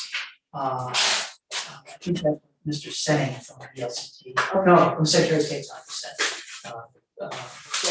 So maybe this weekend while you're. So this week we will know what it is, and supposedly if you log into the state legislature. Guy, what was the website, webinar you you'll- did You'll be today? able to hear what they're talking about and or what. That was a rental for the IRS. Oh, okay. Yeah, it was very good, and I'm glad I did it, and there were things that were mentioned today by David that they also had referenced the other day as well. And so something like we do share those resources with you and some of them are half an hour, some of them are an hour, they really go pretty quickly, you can have it on when you're having lunch and just listen to it like a radio podcast, you don't have to show your face on them either, but they are informative. Okay, we're gonna move on, any other select board members would like to share anything? No? I'd like to put that in there like that. Chime in, it's a great idea. Mr. Mark Bills, road supervisor, Putney Mountain Road use in the winter, we discussed some concerns, you wanna share it with the selectmen and maybe come up with some ideas? Sure, got a message from Johnny Swing about traffic still using Putney Mountain Road, and that night that he called, 2 different record services had come off the hill, gone up to obviously pull vehicles back into the road, and is concerned about, lack of snow and no maintenance to the road in the winter months, wondering if there's something that could be done to help deter traffic from using the mountain. And since I've been working on the roads here in Brookline, we've tried different things. I made a phone call to Archie, talked it over with him. We can't legally close the road because the road goes from one town to another. And other towns have the same issues. If it was an in-town road, it just went from in-town to in-town, it's different, but because it legally takes you from our town to another, we can't block it. We tried, before we knew this, we tried blocks, we tried piles of gravel. There's always been signage, but people don't tend to notice the signs or don't look at them. So we're wondering, what are our options? Now today, I, as Dot mentioned earlier, we, because of these thaws we're getting now, we've started applying just plain crushed stone over the areas that are the favorite mucky spots, mud spots that appear, and it seems to be helping. So I was on Putney Mountain at the end of the day today, applying crushed stone. And several cars came down over, and Massachusetts, and there was some pretty luxurious cars that are coming down. And Cause GPS is. Yes. GPS system, it's a short, definite shortcut. And, you know, I drove up, on Tuesday, just to check the road, and it is very passable. However, the shady areas have ice, and I spun a few times in places. And it's different once you come up to the top from Putney and you start down over, you kind of have to keep coming if it's, slippery. So what sort of options does the select board have? Do we, I mean, I guess I'd suggest, can we reach out to, I don't know if it's the kind of thing that Mark Pickering or somebody with V-Trans would have other ideas of things which, something we could do that would be both legal. I mean, obviously, it seems crazy to me that we can't block it.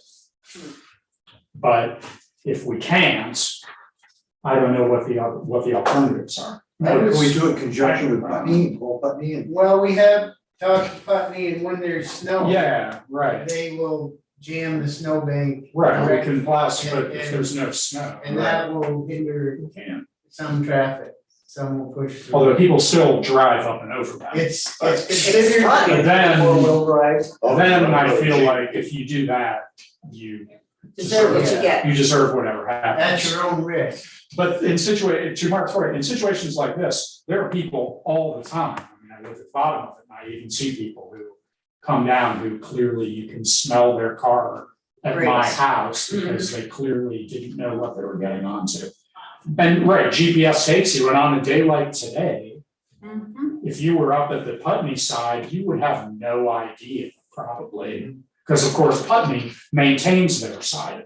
So you go all the way up there thinking that the road is fine. So I don't really fault people who get stuck with it, but Yeah. What I mean, do our maybe there's some signs- other way we can, I don't know what else we'll do. A sign Can't putting- block it. What do our signs say up there? I believe no road maintenance from October first. That's it? To Yeah. May first. Well, then we need to say a sign that says, warning, extremely dangerous travel during the. Not maintained. Travel at We own have risk. not maintained. Done. We have that. I use that little road quite a bit during the reasonable part of the year. I would suggest if we have an agreement with Putney, maybe you could put a sign just as you're coming off West Hill before you go over Putney Mountain Road, saying right there, the road to Brookline is closed. It's dangerous to go over during the winter or something along that line. Proceed at your own risk. Don't. No, do don't that. even- Sums it up. No, Ignore your GPS or whatever. I don't- Yeah. since we're required to have it open, what liability are we at as a town? But If we put a sign up like that and they still go over and they have damage. I would think the sign would cover us. Yep. For liability, if we had something stating, no winter maintenance, travel at own risk. Well, I mean, Big enough and obvious enough. I would hope that whatever we've had historically for signage would already cover us for liability. Yeah. It's. I hope, although that's Speaking something of, we you should can see probably, it. Yeah, we should probably double check that. I've highlighted it with bright orange Yeah, right. reflectivity. And people have to notice Right. that it's there. I mean, the other thing is, the reality is that you know this and I know this, I mean, I know multiple people in this town who have still been driving up and over it, even when it's Questionable. So even people who know what kind of road it is are pushing it at times because it's not blocked. So, That's dangerous. and if we genuinely can't block it, then I don't know. I did suggest something to Mark, and I don't know how, if it would just be, I've seen at the hardware stores, you can get these, looks like chain, white plastic, from tree to tree with a danger placard, maybe one or two of them. If it's an emergency and someone has to go through, they can drive through it and break the chain. But otherwise, you have to get out, move it to get by it. And I think it would maybe stop people from continuing down the But I hill, think I it's- don't know. I think you're still gonna have to. We don't think that that would be, It's not, no, it's plastic, it's not going to restrict a fire truck or anything. well, I know, I guess I would wanna know whether that's something that Mark Pickering would V-Trans probably. would say is legal for us. Yeah, me too. I'm not sure Look at something that. like that is Well, we're legal. still gonna have to entertain the idea that you got a GPS issue. You know? Yes, but in the winter Yeah. time, it automatically is considered a vast snowmobile trail. Right. So there will be snowmobilers going, and that's something, you know. You if they can't don't put something see- across because it can It's de-head a somebody. liability Please. maybe for snow- Yeah, oh yeah, I'm sure he's right. See, I'm sure we he- had No, you're right, I didn't even know that. Well, no, I Yeah. don't personally think it makes sense, but it's not Anytime surprising. that we put a block up, it's considered a liability. Right, because if somebody We- slams into the we can't barricade, gate you it, put up. But it's considered, you know, summer use only. Mhm. A sign that says summer use only. Seems to me. Is there anyone, whoever this information came from, is there a way of double checking it? Because when I was appraised, I'd go over to Stratton, and there's a road that goes from Stratton over to Arlington, Right. and it is Oh, full yeah. in the winter. Yep. And so I'm wondering, how are they getting away? How do they do it? They don't block it off. They plow down to it, that's considered a vast snowmobile trail. They have their sign up that It says. says road closed. Road not passable winter months. Yeah, they didn't close it, but it's not passing. Yeah, so just a week ago, their foreman told me that they had a car travel out 3 miles on snowmobile trail and got stuck and had to be recovered by special vehicle. But that was big, a sign, you know, 3 foot by Mhm. Right, 3 Yeah. foot. I mean, there are things I know that you can say, you could have it in gold and then Yeah. spill it. Yeah. You know, Uh, It's just- And that's at the same time, we have the same issue on Ellen Ware, uh-huh. which is seasonal road. So, and people continue to use that one.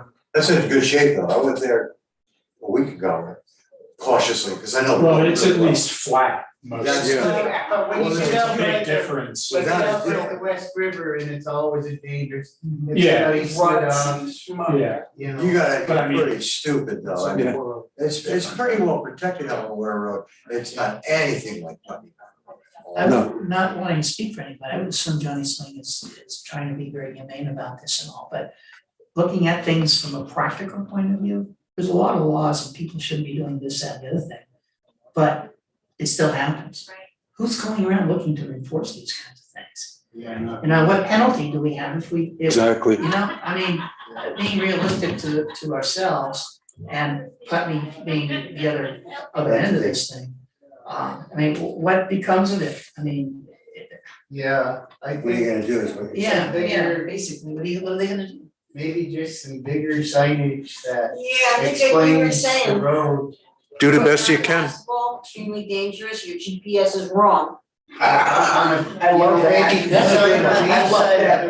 That's a good one. When they get there, they're like, oh, Hey, Gwen's getting all and they excited read over it. if they I do, I love it. My continue brother was, I told him, on, if I hadn't But yeah, told I him think- direct, road not they passable. sent him bigger over that road with signs a would thick be wheel. my, yeah. So we'll He talk to was you about willing that, to trail. and again, Really? Yes. can you reach out to Mark? I- Pickering and If just- I had. Yeah. I do think asking Mark, Talk to him on the because phone. maybe he's, Don't do it. maybe he Wait, wait, knows, wait, wait. like, what's the closest thing to putting a barrier up we could get away with? right, Or or if it's if there's seasonal something.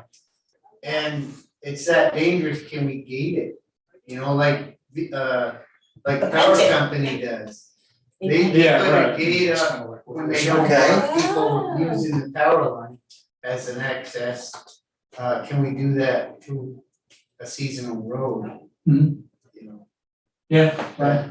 Would but you- I will, Would you talk to Mark about that? sure, And then I think we can come up with some wording and I don't know how long, the sign, wouldn't be able to get a sign for this winter. it would probably take 2 to 3 weeks. Yeah, but you wouldn't be able to get it in the ground. Yeah, I'd probably have to get the trees. To a tree. All right, well, we'll talk about the signage, but if you'll check with Mark about gating it or that's a great idea. Okay. So back to our other topics, so as everybody knows, our mud seasons are coming around a little more regular, a little earlier than usual. And usually it's not till spring, but we've already had a couple of minor issues where the road softened in the direct sunlight and warm temperatures, so you know, when they go from a frozen state to a thawed state, if cars are leaving ruts and I go out with equipment to try and repair the areas that are not right at the beginning of the road, but closer to the other end, I leave bigger ruts. There's not much I can do except wait for the right temperature and go out. And as it's freezing, at its freezing point, I can scrape it flat in the hopes that it freezes into that position that can be plowed and driven on with ease. So the only other thing is to bring the crushed stone that we use to mat the top of the mud. And we've started making a stockpile, which we now have, which was hopefully was not gonna be utilized till spring, but because we're getting these minor thaws, we started applying some of the stone. And the stone that we're using, the size stone, comes from the Jamaica pit, Sursasimo Industries. And their season ends tomorrow afternoon. They gate it, they close their pit down till springtime, which was told April would be the opening date unless there's some emergency event. So after talking with the guy here at the office, knowing that generally we do this maintenance in the spring. So we talked about applying it now. It was supposed to warm up a little bit more this week, and I thought, well, if the roads had froze to the point where we could apply it, and then hopefully it freezes there, and when we do get this next thaw, it'll already be in place. So today spent the whole day applying crushed stone over these areas that already showed rutting. And I have room for a little bit more tomorrow. It's closing tomorrow afternoon at 3 o'clock. So I have a couple more places I would like to go ahead and put this crushed stone. And hopefully that's gonna put us ahead of schedule in the spring, that we won't have to spend as much in the spring, but we're putting it out now. So that was today. I also went out Sunday night and was our first freeze in a time that would allow the equipment to get out there and do its job without creating more issues. I hope you didn't take my sending you a text asking you about how the roads are as me being pussy or anything like that. I was just No. curious, because I know that you're looking at for the dirt roads. Right. And then you went out that night and I was like, oh, Yeah, no, I continue to, do it. you know, I check in with Archie. I said, Archie, how's the roads holding up? Because when he can't maintain them as a snowplow guy, then I step back in and try to do what I can. So I've been working with Archie and I've been monitoring the roads either in the morning or at night or both, and watching the weather channel very close. So we kind of work together, and I get Archie's experience, and we work together to try and figure out that issue. So we were already planning to do something and then put this all together with the board. So with Doc there, we went ahead and started this program. So hopefully our winter comes back on track to its normal average winter, and we can get through till And we still have a small quantity of stockpile at the garage to use when the time comes for that. And it's material that is money in the bank. It's there for the roads. Once it's applied onto the road, it's never gonna melt away, wash away, so to speak. It's there for a base. Is there a seasonal cost difference for buying it now versus buying it next April? Is it more expensive then because it's needed then, so that you typically, I think the price just or just stays? is the price it is. It comes up with inflation. I'm sure next year with the cost of fuels and what it takes to make it, everything is gone up. The price will be a little more, but no, I think it's a steady price until we get the inflated cost of living added to it. Let's see. I've also started to look into rentals for the mowing, roadside mowing. It's something that we do every year. I had talked to our over the rail mower rental people, and they have us logged in, not definite, but reserved a week. First week of July was what I was hoping for mowing, for our first mowing. And that's with an over the rail mower. That was, I believe, $3,200 for a week, 1 week, 40 hours. But I'm trying to check out the options of the other machines that may come with a mower, and then compare on what our best way to go would be on that. And when I get something I feel is a good deal, I will bring it to the board and we can lay that out. I think we're gonna be needing to rent an excavator for work this summer for an extended, more like 6 weeks or so, because of the FEMA work that needs to be caught up, and FEMA does reimburse us at 100% for that, so that would be good. Note that. We're also now on our second load of salt, which was replenished at our salt shed. We haven't dug into it yet. This is a new fresh load of salt. The bay is full. Our sand bays are now filled back up, replenished, so I think we're in good shape for that.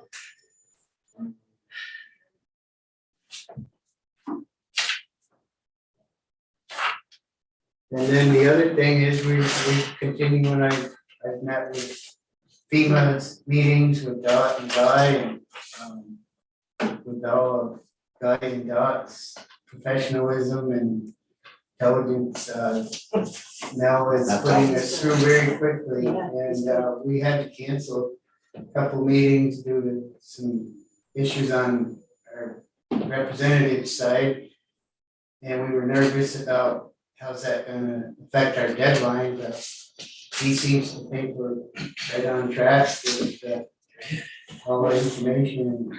You know, Dot's gone out and GPSed everything. She made notes at every stop, and she filled these in. I helped to get all this logged in, and now it's Yeah, it's been very it's nice. working well, and it's like we're on schedule. That makes everything. Okay, excellent. I don't know if we need to vote on this. Do we need to vote on this, or can I just describe it? It's basically, we do it every year, but you can just make them aware because Okay. it helps. I can add this to the agenda. Right now, I'm going to sign and pass around for everyone else to sign. It's a certificate of highway mileage for the year ending February 10th, 2022.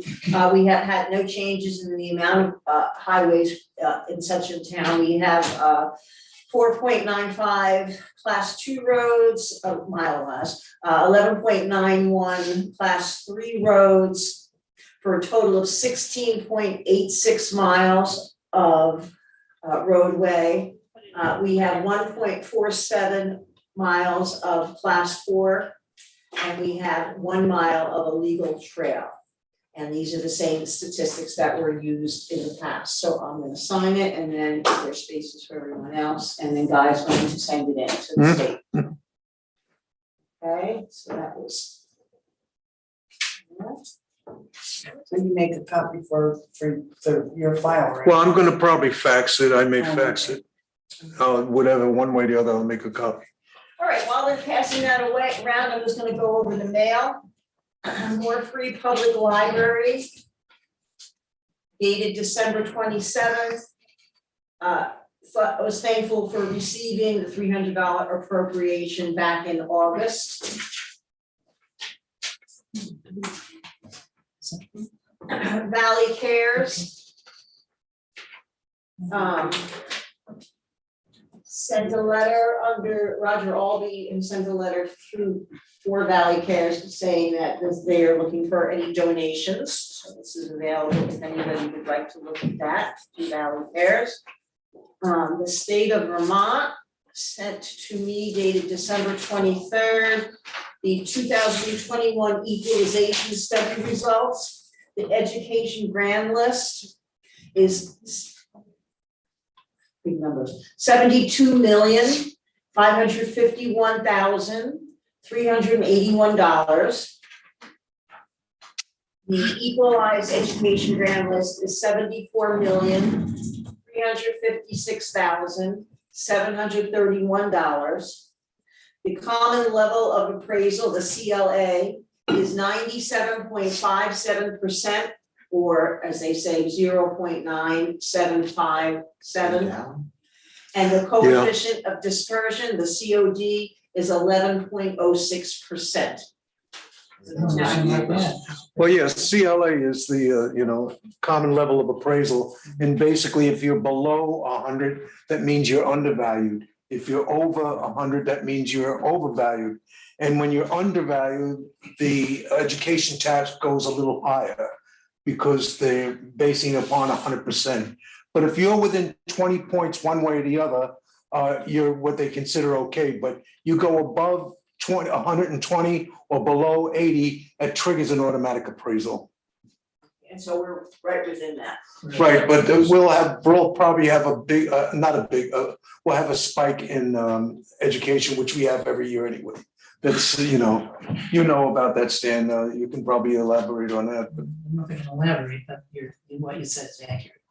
Exactly. All right, moving on then, communications, regular mail, we just went over the email, I already told you, Gary LaGuardia sent a suggestion and David Parker said he would help with that. I told you about the visiting nurse letter and Dan Tower's email on the recycling. So at this point, I'd like to go through the pay orders.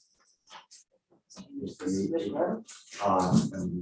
need to make an adjustment. Okay, we'll do payroll. Payroll first? Yes. Payroll.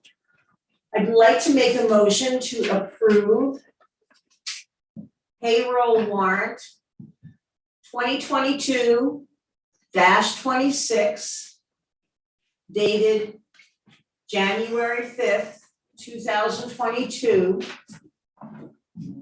in the amount of $2,603.69. May I have a second?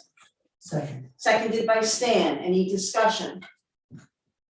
Hearing none. All those in favor of approving payroll warrant 2022-26 for $2,603.69 signify by saying aye. Aye. Aye. Any opposed?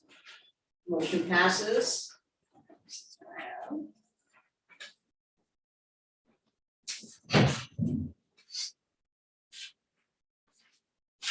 Before you touch upon the accounts payable, does anyone know what the rescue bill for 130292 is about?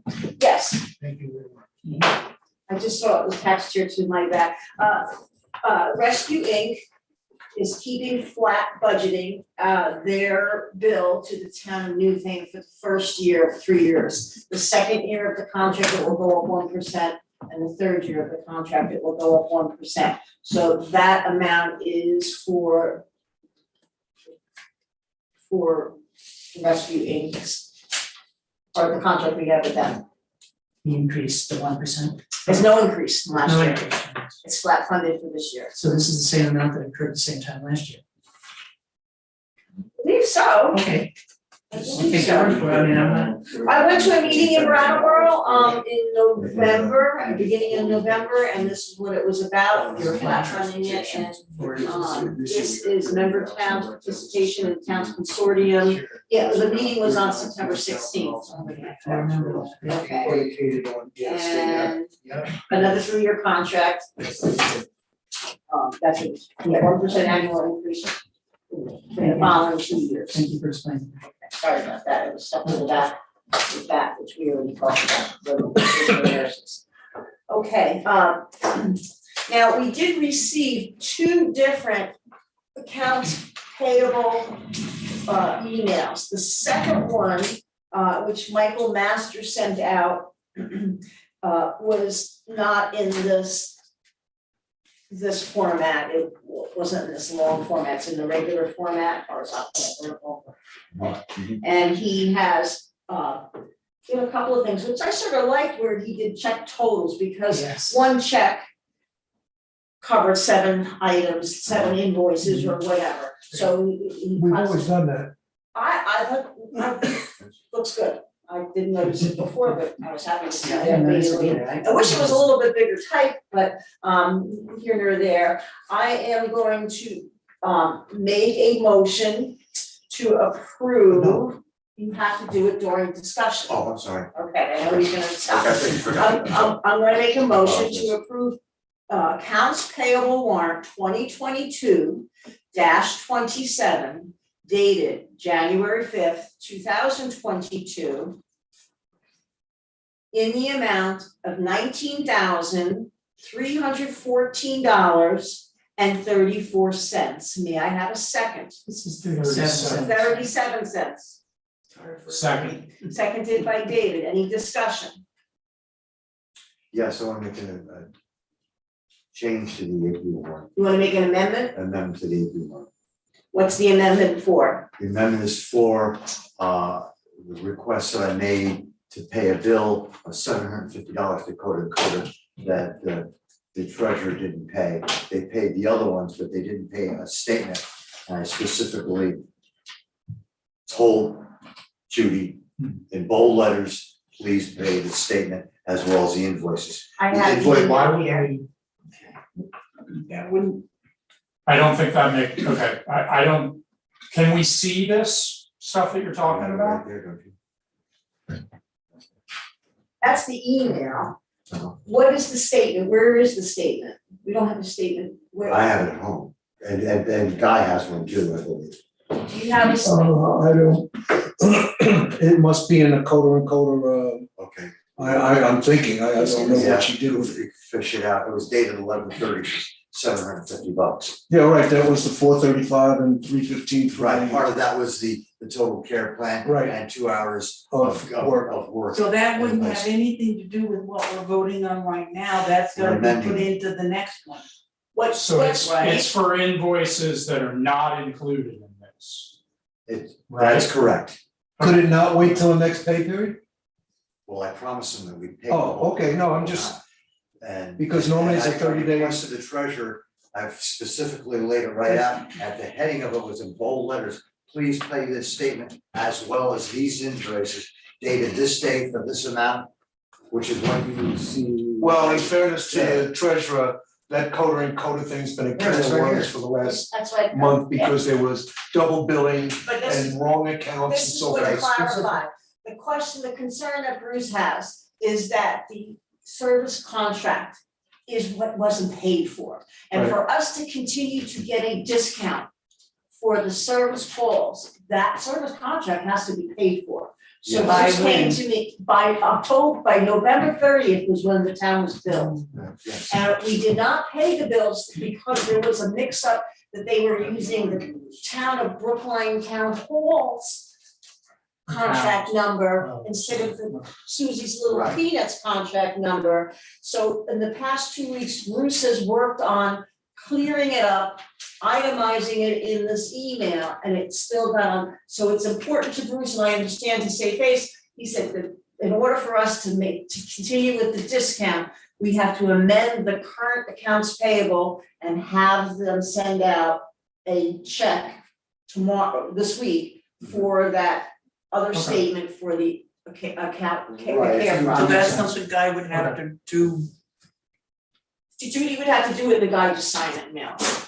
Okay, so then what's the actual amendment to this that's being Okay, amended? so the amendment is to add $750, to whatever the total that you have there. to pay quote an additional $750 to cover the total care service contract as well as 3 hours of labor for $315. Exactly. Which was due November 30th. Amount is $20,064.37 amended. That's the amended amount. Okay. All right, so, Yep, you got it. okay, so we did the motion, second. I'll second that amendment. David seconded the amendment to increase the accounts payable by $750 for a total of, what was the number again, Stan? $20,064.37. So all those in favor of approving the amended accounts payable warrant 2022-27 dated January 5th, 2022 for $20,064.37. May I have a, okay, now we just voted, right? Yes. All those in favor signify by saying aye to this amended accounts payable warrant. Aye. Aye. Any? Aye. Any opposed? Hearing none, the amended warrant has passed. Send it out. So you'll just have to let Guy know what he's got to do for I can tell him, getting another. I can tell him. done. He's looking for the invoice right now. I have copies of every one of these invoices and the stuff that was covered that we weren't billed for as well, going back to the inception of when I started arranging. I am Including going that to statement. pass this around for you to sign it. But I I'm am sure also Guy's looking going for it right now. to attach this email, which has the summary here. Good idea. Okay. Is that the summary with that additional? Yes, so you want to sign that and then we'll hand that back in.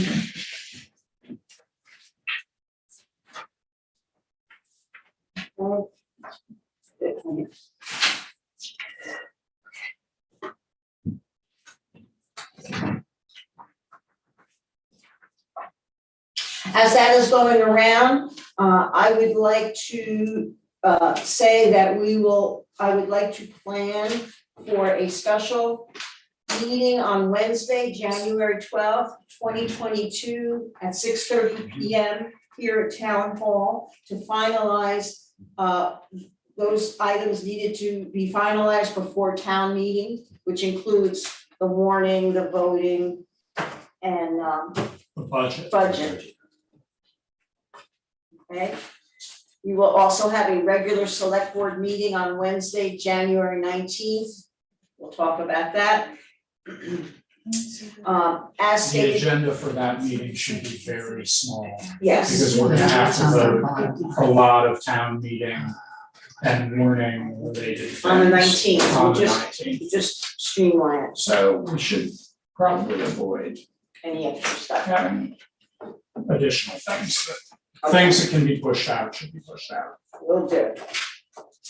All right, well, that's going around, I am going to say that I'd like to make a motion at this time to find that, premature general public knowledge regarding the town's lease contract with Susie's Little Peanuts owner, Susie Carter-Marsh, will place the town at a disadvantage because the select board risks disclosing its negotiation strategies as it discusses the proposed contract terms in public. May I have a second? Second. All right, seconded by Bruce. Any discussion? Hearing none, all those in favor of approving that motion signify by saying aye. Aye. Any opposed? I'd like to make a second motion, be made at this time to enter into an executive session to discuss the town's lease contract with Suzie Cartermosh under the provisions of Title I, Section 212A1A of the Vermont statutes. May I have a second? Second. Seconded by David. Any discussion? Hearing none, all those in favor of going into executive session, signify by saying aye. Aye. Any opposed? At this time, the select board is going to recess into executive session. The time now is 8:44. When we come out of executive session, we will be adjourning the meeting at that time. Any questions? Okay, we're gonna have a brief recess of 3 minutes before we start executive session. Thank you. Okay, so you're gonna stop recording. Yes. Guy who stopped recording. Peter will tell you, Tom will email you with when we came out, so you can finish the minutes, but otherwise. we're Okay. done. I'll remember this time. He's good. Thanks, Peter. But thanks, Peter. I'm gonna stop. the Happy New Year. You too. Everyone, we'll pause the recording. Good night, Bye. everybody. Recording stopped. Good night. Thank Thanks, you. Mark. Thank you, guys. Mark. Good night. Bye-bye.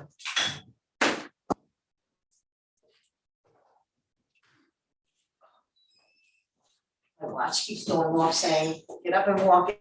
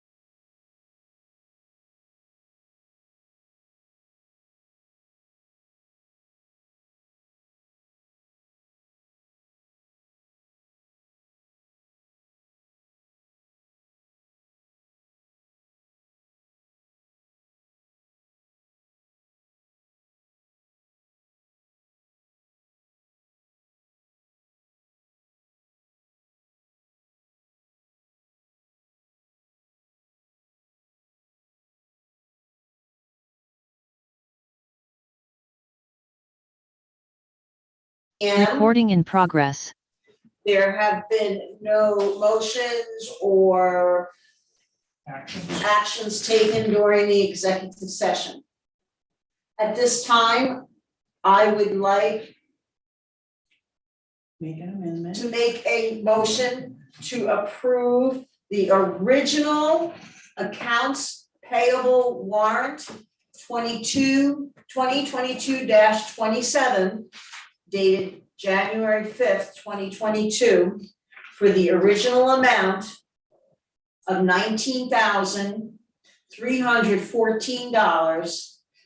$19,314.37. May I have a second? Second. Seconded by David. Any discussion?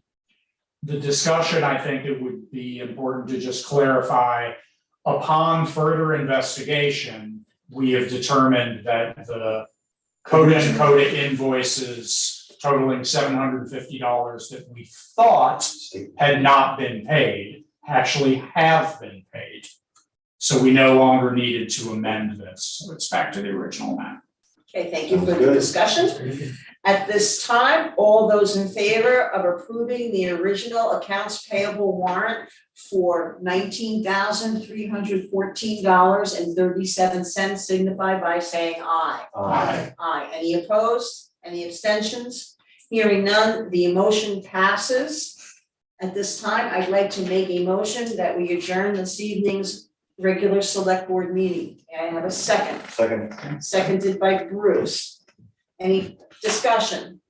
Hearing none, all of those in favor of adjourning this evening's meeting, please signify by saying aye. Little Any thrills. opposed? Hearing none, the meeting is adjourned. The time is 9:10 p.m. Thank you all very much. Hey, Guy, what you did to me over here. Recording stopped. I didn't realize, Yeah, I know. I'm hearing it. Yeah. It must be. No, I know when I have it. Yeah, no, I feel sometimes. This- Lightheaded. I know you can hear Yeah, it. that- I don't no, feel- and when you But get I'm on glad the ground, to hear that. this is. So let me just get out. I do have it on my, and I do my. And I said, yep. I don't. I mean, Really? all